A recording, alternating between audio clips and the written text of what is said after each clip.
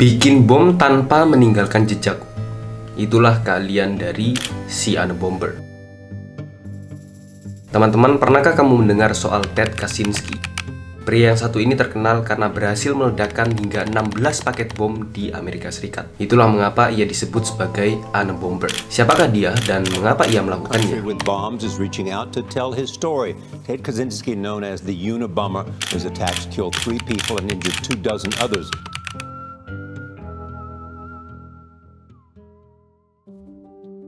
Ted Kaczynski, yang nama lengkapnya adalah Theodore John Kaczynski. Namun pria yang satu ini lebih dikenal oleh masyarakat dengan nama Unabomber. Ia adalah penjahat Amerika yang telah melakukan pengeboman selama 17 tahun. Tindak kejahatannya telah menewaskan 3 orang dan melukai 23 orang. Lalu mengapa ia melakukan ini? Nah, ini yang menarik. Kaczynski percaya bahwa pengeboman yang ia lakukan merupakan sebuah upaya untuk mewujudkan revolusi melawan sistem industri yang telah merusak kondisi lingkungan di bumi ini. Selain itu, dalam buku ini ditulis bahwa Ted Kaczynski ini menganggap manusia modern itu banyak yang depresi karena hampir semua masalah yang ada di dunia ini telah dipecahkan. Yang tersisa hanyalah permasalahan yang memang mustahil untuk dipecahkan. Bahkan seorang Albert Einstein sendiri tidak bisa memecahkannya. Sehingga Kaczynski memiliki misi untuk menghancurkan segala institusi, menghilangkan semua teknologi, dan biarkan manusia memulai segalanya dari awal lagi. Namun beruntungnya misi gila ini tidak membuahkan hasil seperti yang ia inginkan. Kaczynski ditangkap pada tahun 1996 dan mengaku bersalah atas 13 tuduhan mengangkut alat peledak dengan maksud untuk membunuh atau melukai. Dia dijatuhi hukuman seumur hidup pada tanggal 22 Januari 1998. Nah, sekarang mari kita simak biografinya.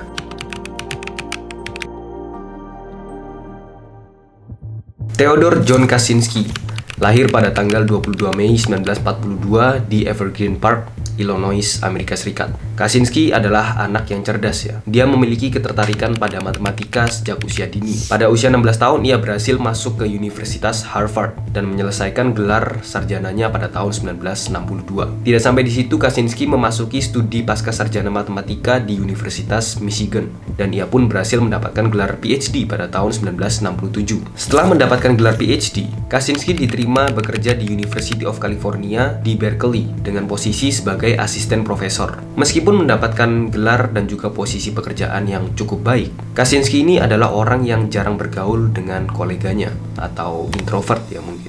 Ia tidak pernah bersosialisasi dan bahkan gagal beradaptasi dengan kehidupan modern. Dengan alasan itulah ia memutuskan untuk meninggalkan Berkeley pada tahun 1969 dan menghabiskan beberapa tahun berikutnya untuk berkelana dari kota ke kota. Pada tahun 1971, Kaczynski dan saudaranya David membeli sebidang tanah di dekat Lincoln, Montana. Disitulah ia menghabiskan waktu selama 24 tahun berikutnya. Sebagian besar waktunya dihabiskan untuk membaca buku-buku dari perpustakaan dan menulis sebuah naskah yang sangat fenomenal dengan judul Manifesto Unabomber.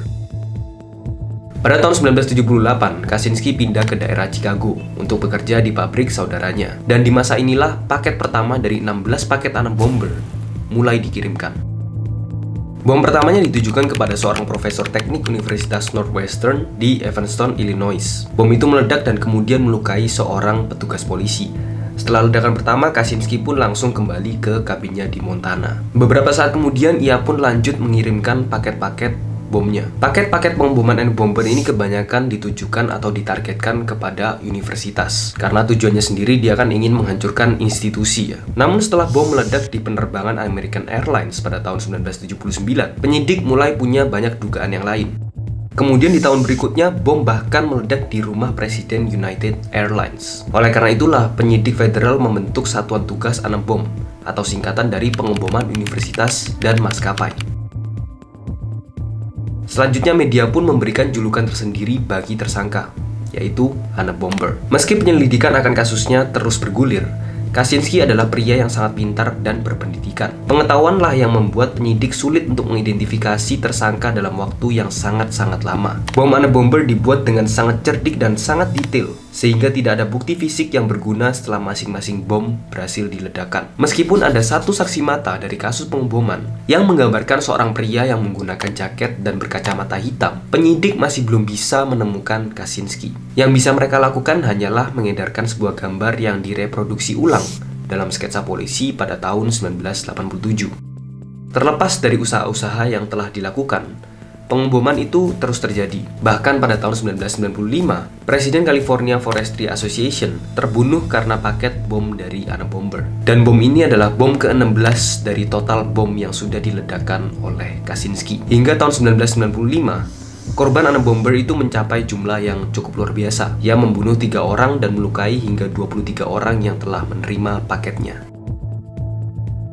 Setelah pengeboman terakhir pada bulan April 1995, penyidik menerima sebuah kejutan yang sangat-sangat tidak terduga. Seseorang yang mengaku sebagai atom bomber menghubungi The New York Times melalui sebuah surat. Orang tersebut menawarkan bahwa ia akan mengakhiri kampanye pengeboman jika sebuah surat kabar atau majalah besar menerbitkan manifesto anti-teknologinya yang terdiri dari 35.000 kata.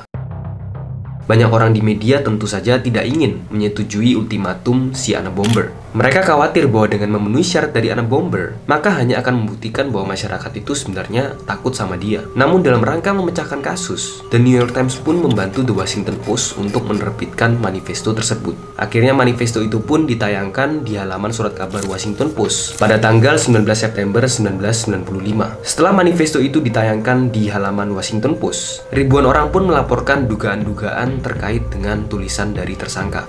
Namun hanya ada satu orang yang dapat mengenali lebih dalam unsur-unsur tulisan dalam manifesto tersebut, dan orang itu adalah David Kaczynski, kakak kandung dari Ted Kaczynski. Ia pun langsung menghubungi penyelidik federal tentang kecurigaan bahwa mungkin saudaranya adalah atom bomber. David pun mengirimkan beberapa contoh tulisan Ted Kaczynski kepada FBI. Melalui analisis, mereka menemukan bahwa ada kecocokan antara contoh tulisan dengan manifesto. Dalam waktu singkat, mereka pun berhasil menangkap Ted Kaczynski pada tanggal 3 April 1996 di kabin Montana. Setelah memeriksa kabin, mereka menemukan segunung bukti yang menghubungkan Kaczynski dengan seorang atom bomber. Bukti-bukti itu termasuk bagian-bagian bom, jurnal yang menjelaskan rencana untuk mengeksekusi target, dan konsep tulisan tangan dari manifesto.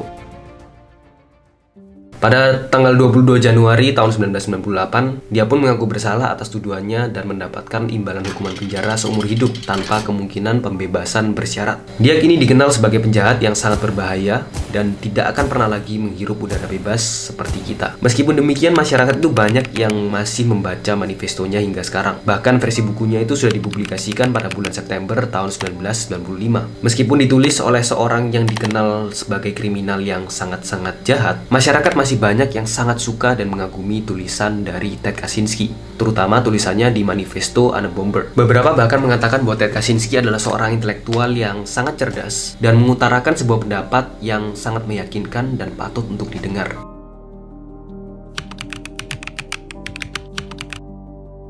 Apakah Kaczynski ini memiliki pemikiran yang masuk akal, hanya saja mengeksekusinya dengan cara yang salah, atau Kaczynski ini hanyalah orang gila? Silahkan tulis pendapatmu di kolom komentar, dan jika ada kasus-kasus menarik yang patut untuk dibahas, silahkan tulis juga di kolom komentar. Ya, sekian konten kali ini.